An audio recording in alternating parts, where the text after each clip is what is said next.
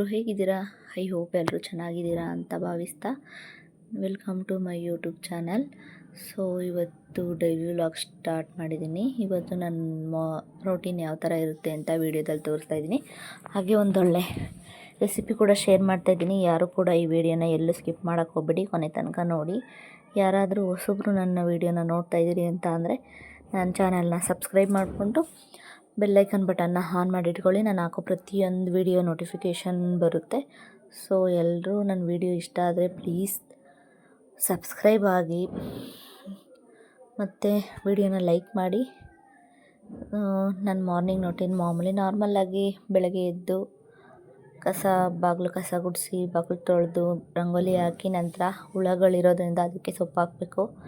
ಅದು ಸೊಪ್ಪು ಹಾಕ್ಬಿಟ್ಟು ಬಂದು ಎಲ್ಲ ಮುಗಿಸೋ ಅಷ್ಟರಲ್ಲಿ ನಮ್ಮಮ್ಮ ಕಾಫಿ ಮಾಡ್ಕೊಂಡು ಕುಡ್ದಿರ್ತಾರೆ ಅವರೇ. ನಾನು ಬಂದು ಬಿಸಿನೀರು ಕಾಯಿಸ್ಕೊಂಡು ಸ್ವಲ್ಪ ಹನಿ ಹಾಕ್ಕೊಂಡು ನೀರು ಕುಡಿತೀನಿ. ಅದಾದಮೇಲೆ ನನ್ನ ದಿನ ಸ್ಟಾರ್ಟ್ ಆಗೋದು. ಇವತ್ತು ಅಕ್ಕಿನೂ ಖಾಲಿಯಾಗಿತ್ತು. ಅಕ್ಕಿನೂ ಸ್ವಲ್ಪ ಸೋಸಿ ಡಬ್ಬಕ್ಕೆ ಹಾಕಿ ಅಂತ ಅಮ್ಮನಿಗೆ ಕೊಟ್ಟು ನಾನಿಲ್ಲಿ ಅಡುಗೆ ಮನೆಗೆ ಬಂದಿದ್ದೀನಿ. ರೆಡಿ ಮಾಡ್ಕೊಬಿಡೋಣ ತಿಂಡಿಗೆ ಅಷ್ಟರಲ್ಲಿ, ಅವ್ರು ಅಕ್ಕಿ ಕೊಡೋ ಅಷ್ಟರಲ್ಲಿ ಅಂತ ನಾನು ಬಿಸಿನೀರು ಕಾಯಿಸ್ಕೊಂಡು ಇವಾಗ ಬಿಸಿನೀರು ಕುಡಿದ್ಬಿಟ್ಟು ನಂತರ ನಾನು ಟಿಫನ್ಗೆ ರೆಡಿ ಮಾಡ್ಕೊಂಡು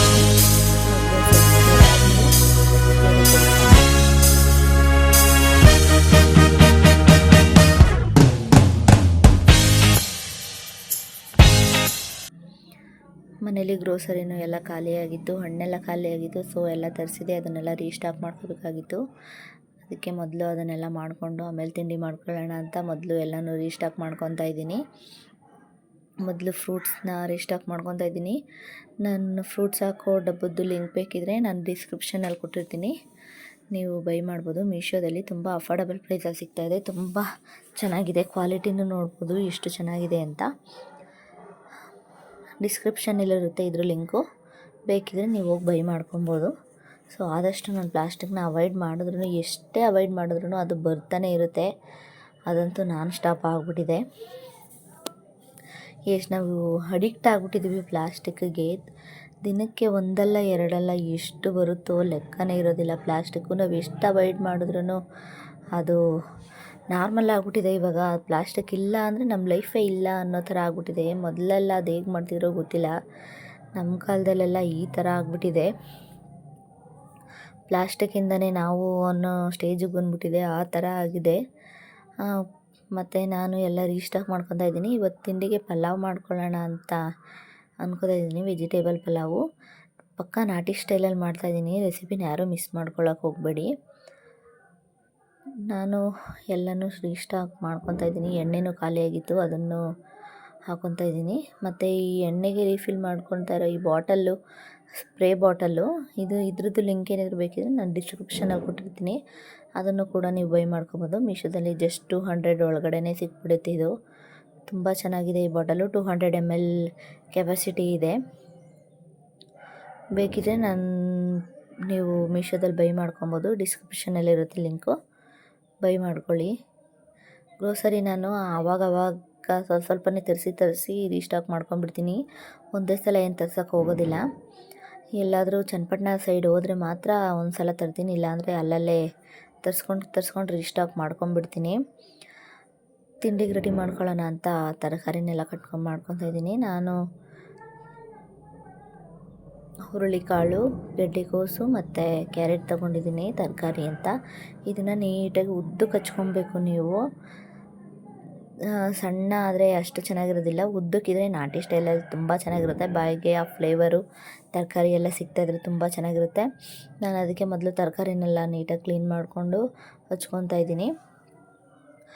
ರುಬ್ಕೊಳ್ಳೋಕ್ಕೂ ತುಂಬ ಮಸಾಲೆ ಬೇಡ, ಹೆವಿ ಮಸಾಲೆ ಇದ್ದರೆ ತುಂಬ ಚೆನ್ನಾಗಿರುತ್ತೆ. ಅದನ್ನು ಟ್ರೈ ಮಾಡಿದ್ದೀನಿ. ನಾನು 2-3 ಸಲ ಮಾಡ್ತೀನಿ ಪಲಾವು. ಇದೊಂಥರ ನೋಡ್ತಿರ್ಬೋದು. ಈರುಳ್ಳಿ, ಬೆಳ್ಳುಳ್ಳಿ, ಶುಂಠಿ, ಕಾಯಿ, ಖಾರಕ್ಕೆ ತಕ್ಕಂತೆ ಹಸಿಮೆಣಸಿನ್ಕಾಯಿ, ಕೊತ್ತಂಬರಿ ಸೊಪ್ಪು, ಪುದೀನ, ಟೊಮೊಟೊ ಇಷ್ಟನ್ನು ಮಿಕ್ಸಿ ಜಾರ್ಗೆ ಹಾಕ್ಕೊಬೇಕು. ಅದಾದಮೇಲೆ 1 ಇಂಚು ಚಕ್ಕೆ ಮತ್ತು 1-2 ಲವಂಗನ ರುಬ್ಬಕ್ಕೆ ಹಾಕ್ಕೊಳ್ಳಿ, ಚೆನ್ನಾಗಿರುತ್ತೆ ಫ್ಲೇವರು.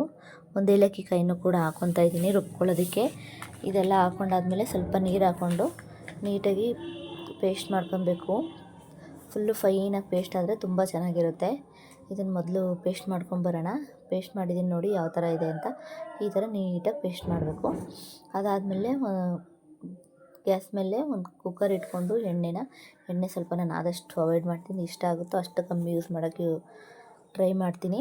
ಅದಾದಮೇಲೆ ಪಲಾವ್ ಐಟಮ್ಗಳನ್ನೆಲ್ಲ ಹಾಕೊಬೇಕು. ಚಕ್ರ ಮೊಗ್ಗು, ಕಲ್ಲುವ್ವು, ಪಲಾವ್ ಎಲೆ, ಚಕ್ಕೆ, ಲವಂಗ, ಏಲಕ್ಕಿ, ಜಾಕಾಯಿ, ಏನೇನು ಸಿಗುತ್ತೋ ಅದೆಲ್ಲ ಪಲಾವ್ ಸಾಮಾನೆಲ್ಲನೂ ಹಾಕ್ಕೊಂಡು ಒಂದು ಕಡ್ಡಿ ಕರಿಬೇವನ್ನು ಹಾಕ್ಕೊತಾ ಇದ್ದೀನಿ. ಚೆನ್ನಾಗಿರುತ್ತೆ, ನೀವು ಆ್ಯಡ್ ಮಾಡ್ಕೊಳ್ಳಿ. ಅದಾದಮೇಲೆ ಈರುಳ್ಳಿ 2 ಈರುಳ್ಳಿನ ಉದ್ದಕ್ಕೆ ಸ್ಲೈಸಾಗಿ ಕಟ್ ಮಾಡ್ಕೊಂಡಿದ್ದೆ, ಅದನ್ನು ಸೇರಿಸ್ಕೊತಾ ಇದ್ದೀನಿ. ಈರುಳ್ಳಿ ಗೋಲ್ಡನ್ ಬ್ರೌನ್ ಬರೋ ತನಕನೂ ಫ್ರೈ ಮಾಡ್ಕೊಬೇಕು. ಗೋಲ್ಡನ್ ಬ್ರೌನ್ ಬಂದರೆ ತುಂಬ ಚೆನ್ನಾಗಾಗುತ್ತೆ. ಯಾವುದೇ ಐಟಮ್ಗಾದರೂ ಅಷ್ಟೇ, ಟೊಮೊಟೊ ಬಾತ್ಗಾಗಲಿ ಬಿರಿಯಾನಿಗಾಗಲಿ ಚೆನ್ನಾಗಿ ಫ್ರೈ ಮಾಡ್ಕೊಳ್ಳಿ. ಗೋಲ್ಡನ್ ಬ್ರೌನ್ ಬರೋ ತನಕ ಫ್ರೈ ಮಾಡಿಕೊಂಡ್ರೆ ತುಂಬ ಚೆನ್ನಾಗಿರುತ್ತೆ, ಟೇಸ್ಟ್ ಚೆನ್ನಾಗಿ ಬರುತ್ತೆ. ಅದಾದಮೇಲೆ ಒಂದು ಟೊಮೊಟೊನೂ ಕೂಡ ಸ್ಲೈಸಾಗಿ ಕಟ್ ಮಾಡ್ಕೊಂಡಿದ್ದೆ, ಚೆನ್ನಾಗಿ ಸಿಗುತ್ತೆ ಬಾಯಿಗೆ. ಅದನ್ನು ಹಾಕ್ಕೊಂಡು ಸ್ವಲ್ಪ ಉಪ್ಪು ಹಾಕ್ಕೊಂಡು ಚೆನ್ನಾಗಿ ಬೇಯಿಸ್ಕೊತಾ ಇದ್ದೀನಿ. ಉಪ್ಪು ಹಾಕ್ಕೊಂಡ್ರೆ ಬೇಗ ಬೇಯ್ಕೊಳ್ಳುತ್ತೆ, ಸೊ ಅದಕ್ಕೆ ನಾನು ಸ್ವಲ್ಪನೇ ಹಾಕ್ಕೊತಾ ಇದ್ದೀನಿ. ಉಪ್ಪು ಹಾಕ್ಕೊಂಡು ಇದನ್ನು ಚೆನ್ನಾಗಿ ಫ್ರೈ ಮಾಡ್ಕೊಬೇಕು ಎಣ್ಣೆಲಿ. ಇದು ಚೆನ್ನಾಗಿ ಫ್ರೈ ಆದಮೇಲೆ ತರಕಾರಿ ಹೆಚ್ಚಿಟ್ಕೊಂಡಿದ್ನಲ್ಲ ಅದನ್ನು ಸೇರಿಸ್ಕೊತಾ ಇದ್ದೀನಿ. ಉದ್ದುದ್ದ ಕಟ್ ಮಾಡ್ಕೊಂಡಿದ್ದೀನಿ. ಕ್ಯಾರೆಟು, ಬೀನ್ಸು ಮತ್ತು ಹೂಕೋಸು, ನಿಮಗೆ ಯಾವುದೇ ಥರ ತರಕಾರಿ ಸಿಗುತ್ತೋ ಅದನ್ನೆಲ್ಲ ಆ್ಯಡ್ ಮಾಡ್ಕೊಳ್ಳಿ. ನಾನು ಮೂರು ಥರ ಮಾತ್ರ ಆ್ಯಡ್ ಮಾಡ್ಕೊಂಡಿದ್ದೀನಿ. ಹಸಿ ಬಟಾಣಿ, ಹಸಿ ಕಾಳು ಯಾವುದಾದ್ರೂ ಇರಲಿ, ಎಲ್ಲದನ್ನು ಆ್ಯಡ್ ಮಾಡ್ಕೊಬೋದು. ಟೇಸ್ಟ್ ತುಂಬ ಚೆನ್ನಾಗಿರುತ್ತೆ. ಅದೆಲ್ಲ ಹಾಕಾದ್ಮೇಲೆ ಚೆನ್ನಾಗಿ ಫ್ರೈ ಮಾಡ್ಕೊಬೇಕು. ಕೈ ಆಡಿಸ್ಕೊತಾರೆ ಇರಿ. ಉಪ್ಪು ಹಾಕಿದ್ದೀವಿ ಆಲ್ರೆಡಿ ಸ್ವಲ್ಪ, ಇವಾಗೇನು ಉಪ್ಪು ಹಾಕೊಳಕ್ಕೆ ಹೋಗ್ಬಿಡಿ. ಇದು ಚೆನ್ನಾಗಿ ಎಣ್ಣೆಲೇ ಫ್ರೈ ಆಗಲಿ.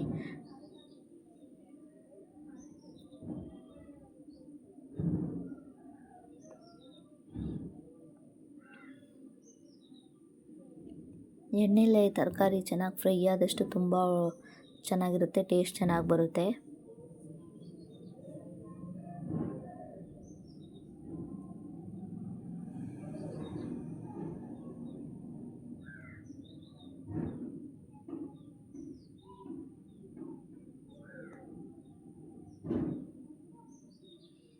ಇದು ಎಣ್ಣೆನಲ್ಲಿ ಚೆನ್ನಾಗಿ ಫ್ರೈ ಆಗಿದೆ.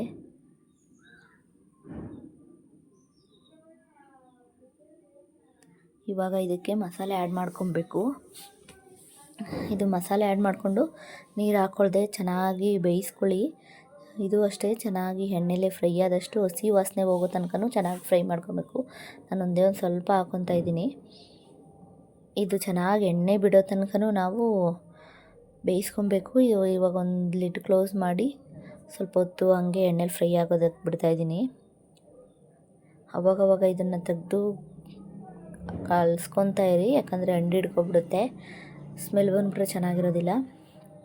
2 ನಿಮಿಷಕ್ಕೂ ತೆಗ್ದು ಚೆನ್ನಾಗಿ ಬೇಯಿಸ್ಕೊಬೇಕು. ಎಣ್ಣೆ ಬಿಟ್ಟು ಬರಬೇಕು ತರಕಾರಿನಲ್ಲಿ, ಅಷ್ಟು ಬೆಂದಷ್ಟು ತುಂಬ ಒಳ್ಳೆಯದು, ಚೆನ್ನಾಗಿರುತ್ತೆ.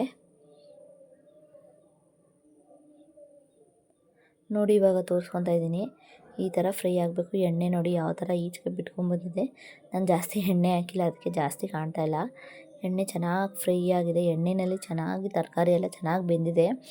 ಒಂದು 50 ಅಷ್ಟು ಬೆಂದಿರಬೇಕು ತರಕಾರಿ, ಅಷ್ಟು ಬೆಂದರೆ ಸಾಕು, ಚೆನ್ನಾಗಿರುತ್ತೆ. ಈ ಕಡೆ ನೀಟಾಗಿ ತೊಳೆದು ನೆನೆಸಿಟ್ಕೊಂಡಿದ್ದೆ ಅಕ್ಕಿನ ಒಂದು 30 ಮಿನಿಟ್ಸು. ಅದನ್ನು ಸೇರಿಸ್ಕೊಂಡು ಅದಕ್ಕೆ ನೀರನ್ನು ಹಾಕ್ಕೊಂಡಿದ್ದೀನಿ. ಕ್ಲಿಪ್ಪು ಮಿಕ್ಸ್ ಆಗಿಬಿಟ್ಟಿದೆ.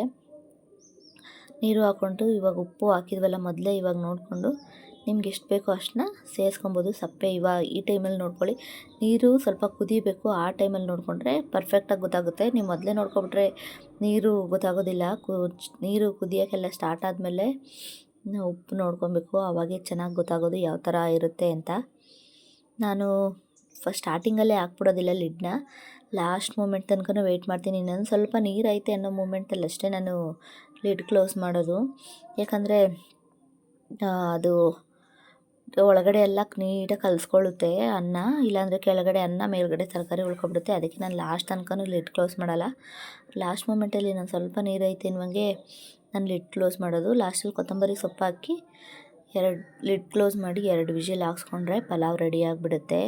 ತುಂಬ ಟೇಸ್ಟಿಯಾಗಿರುತ್ತೆ. ಯಾರು ಈ ರೆಸಿಪಿನ ಮಿಸ್ ಮಾಡ್ಕೊಳ್ಳೋಕೆ ಹೋಗ್ಬಿಡಿ, ತುಂಬ ಚೆನ್ನಾಗಿರುತ್ತೆ. ಸೊ ಇದಾಗಿದೆ, 2 ವಿಷಲ್ ಹೋಗಿತ್ತು ನೋಡಿ. ಇವಾಗ ಕೆಳಗಡೆನ ತೆಗ್ದು ತೋರಿಸ್ತೀನಿ ಯಾವ ಥರ ಮಿಕ್ಸ್ ಆಗಿದೆ ಅಂತ. ನಾವು ಮೊದಲೇ ಅಕ್ಕಿ ನೀರು ಹಾಕಿದ ತಕ್ಷಣನೇ ಲಿಡ್ ಕ್ಲೋಸ್ ಮಾಡಿಬಿಟ್ರೆ ಕೆಳಗಡೆ ಅನ್ನ ಎಲ್ಲ ಆಗಿರುತ್ತೆ, ಮಸಾಲೆ ಎಲ್ಲ ಮೇಲಿರುತ್ತೆ. ಅದಕ್ಕೆ ಲಾಸ್ಟ್ ತನಕನೂ ನೀವು ಇಟ್ಕೊಂಡು ಆಮೇಲೆ ಲಿಡ್ ಕ್ಲೋಸ್ ಮಾಡ್ಕೊಳ್ಳಿ. ನೀಟಾಗಿ ಮಿಕ್ಸ್ ಮಾಡ್ಕೊತಾ ಇದ್ದರೆ ತುಂಬ ಟೇಸ್ಟಾಗಿ ಬರುತ್ತೆ. ಜಾಸ್ತಿ ಮಿಕ್ಸ್ ಮಾಡೋ ಅವಶ್ಯಕತೆಯೂ ಇರೋದಿಲ್ಲ, ಆ ಥರ ಪಲಾವ್ ಆಗುತ್ತೆ ನೋಡಿ. ಕೆಳಗಡೆಯಿಂದ ಎತ್ತುತ್ತಾ ಇದ್ದೀನಿ, ತರಕಾರಿ ಕೆಳಗಡೆನೂ ಕೂಡ ಮಿಕ್ಸ್ ಆಗಿದೆ, ಮೇಲೆ ಮಾತ್ರ ಇಲ್ಲ. ನಾವು ಮೊದಲೇ ಕ್ಲೋಸ್ ಮಾಡಿಬಿಟ್ರೆ ತರಕಾರಿ ಎಲ್ಲ ಮೇಲೆ ಇರುತ್ತೆ, ಕೆಳಗಡೆ ಬರೀ ಅನ್ನ ಉಳ್ಕೊಳ್ಳುತ್ತೆ. ಅದಕ್ಕೋಸ್ಕರ ನಾನು ಲಾಸ್ಟ್ ತನಕನೂ ಲಿಡ್ ಕ್ಲೋಸ್ ಮಾಡಿದೆ ಮಿಕ್ಸ್ ಮಾಡ್ಕೊತಾ ಇರ್ತೀನಿ. ಸೊ ಅದೆಲ್ಲ ಆದಮೇಲೆ ಇವಾಗ ನಮ್ಮ ಮನೆಯವ್ರಿಗೆ ತಿಂಡಿ ಹಾಕ್ಕೊಡ್ತಾಯಿದ್ದೀನಿ. ಅದ್ರ ಜೊತೆಗೆ ರೈತನೂ ಮಾಡ್ಕೊಂಡಿದ್ದೆ, ಮೊಸರು ಬಜ್ಜಿ, ಅದನ್ನು ಸೇರಿ ಇವಾಗ ನೋಡಿ ಟೇಸ್ಟ್ ಎಷ್ಟು ಚೆನ್ನಾಗಿದೆ ಅಂತ ನೋಡ್ತಾ ಇರ್ಬೋದು, ಎಷ್ಟು ಚೆನ್ನಾಗಿ ಕಾಣ್ತಾ ಇದೆ ಅಂತ. ಈ ರೆಸಿಪಿನ ಒಂದ್ಸಲ ಟ್ರೈ ಮಾಡಿ, ಮನೆಯಲ್ಲಿ ಯಾವ ಥರ ಬಂದಿತ್ತು ಅಂತ ನಾನು ಕಮೆಂಟ್ ಮೂಲಕ ತಿಳಿಸಿ, ನನಗೂ ಖುಷಿಯಾಗುತ್ತೆ. ಸೊ ಅದೆಲ್ಲ ಆದಮೇಲೆ ತಿಂಡಿ ಎಲ್ಲ ಮುಗಿಸ್ಬಿಟ್ಟು ಮನೆ ಕೆಲಸನೆಲ್ಲ ಮುಗಿಸ್ಕೊಂಡೆ. ನಮ್ಮ ಮನೆಯವರು ತೋಟಕ್ಕೆ ಹೋಗಬೇಕು, ಬಾ ಹುಲ್ಲು ಕುಯ್ಕೊಂಬರೋಣ ಅಂತ ಅಂದರು. ಸರಿ ಹೋಗೋಣ ಅಂದ್ಬಿಟ್ಟು ಟೀ ಕೇಳಿದ್ರು ಅಂತ ಅವ್ರಿಗೂ ಟೀ ಮಾಡಿಕೊಟ್ಬಿಟ್ಟು ನಾವು ಟೀ ಮಾಡಿಕೊಂಡು ಸ್ವಲ್ಪ ಮಾತುಕತೆ ಮುಗಿಸ್ಕೊಂಡು ಆಮೇಲೆ ತೋಟದ ಹತ್ರ ಹೋದ್ವಿ.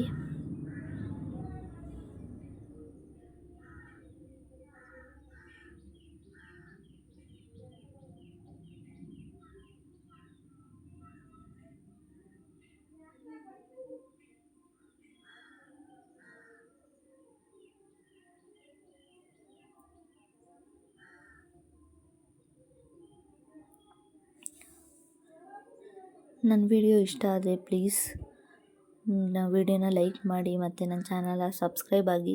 ಏನಾದರೂ ತಪ್ಪಿದರೆ ಹೇಳ್ಕೊಡಿ ನನಗೂ. ಇವಾಗ ಕಂಟೆಂಟ್ಸ್ ಕ್ರಿಯೇಷನ್ ಸ್ಟಾರ್ಟ್ ಆಗಿರೋದ್ರಿಂದ ಅಷ್ಟಾಗಿ ನನಗೆ ಗೊತ್ತಾಗೋದಿಲ್ಲ, ಎಡಿಟಿಂಗ್ ಆಗಲಿ ಇಲ್ಲ ವೀಡಿಯೋಸು ಯಾವ ಥರ ಬರಬೇಕು, ಏನು ಕ್ಲಾರಿಟಿ ಯಾವ ಥರ ಇದೆ, ವಾಯ್ಸ್ ಓವರ್ ಯಾವ ಥರ ಕೊಡಬೇಕು ಅಷ್ಟಾಗಿ ಗೊತ್ತಾಗೋದಿಲ್ಲ. ಸೊ ನೀವು ಎಕ್ಸ್ಪರ್ಟ್ ಯಾರನ್ನ ಇದ್ದರೆ ನನಗೆ ಸಜೆಸ್ಟ್ ಮಾಡಿ. ಅದಾದಮೇಲೆ ಬಂದು ಹುಲ್ಲು ಸೊಪ್ಪು ಎಲ್ಲ ತರಬೇಕಾಗಿತ್ತು. ಸಂಜೆ ಮೇಲೆ ಸ್ವಲ್ಪ ಕೆಲಸ ಇದೆ ಬಾ ಅಂತ ಅಂದಿದ್ದರಿಂದ ನಾನು ಹೋದೆ. ನಮ್ಮ ಮನೆಯವ್ರು ನೋಡಿ ಮಠ ಮಧ್ಯಾಹ್ನದಲ್ಲಿ ಕರ್ಕೊಬಂದಿದ್ದಾರೆ ಹುಲ್ಲು ಕುಯ್ಯೋಕ್ಕೆ. ಯಾವ ಥರ ಸ್ವೆಟ್ ಆಗಿದ್ದೀನಿ ಅಂದರೆ ಫುಲ್ಲು ಬಟ್ಟೆ ಎಲ್ಲ ನೆಂದೋಗಿತ್ತು, ಆ ಥರ ನೆಂದೋಗಿದ್ದೀನಿ. ಅಷ್ಟು ಬಿಸಿಲಿತ್ತು. 12 ಗಂಟೆ ಮಧ್ಯಾಹ್ನದಲ್ಲಿ ಕರ್ಕೊಬಂದಿದ್ದಾರೆ ನಮ್ಮ ಮನೆಯವರು ಹುಲ್ಲು ಕುಯ್ಯೋದಕ್ಕೆ ಅಂತ. ಅದಾದಮೇಲೆ ತುಂಬ ಬಿಸಿಲಿತ್ತು ಅಂತ ನಮ್ಮ ಮನೆಯವರು ಎಳ್ನೀರು ಕೂಡ ಕಿಚ್ಕೊಟ್ರು.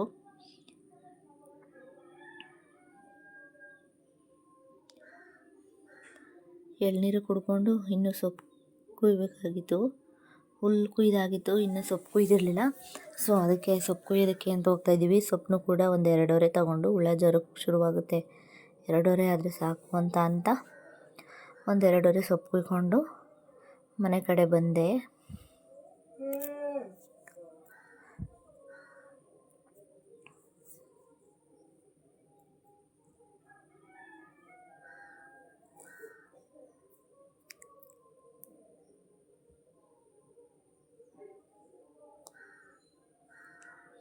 ಅಲ್ಲಿಂದ ಎಲ್ಲ ಕೆಲಸ ಮುಗಿಸ್ಕೊಂಡು ಬರೋ ಅಷ್ಟರಲ್ಲಿ ಮಧ್ಯಾಹ್ನ ಆಗಿದ್ದರಿಂದ ನನ್ನ ಮಗನಿಗೆ ಅವನಿಗೆಲ್ಲ ಸ್ನಾನ ಮಾಡಿಸಿ ಅವನು ಫ್ರೆಶ್ ಅಪ್ ಆದಮೇಲೆ ಅವನಿಗೆ ಊಟ ಮಾಡಿಸಿ ಮಲಗಿಸ್ದೆ.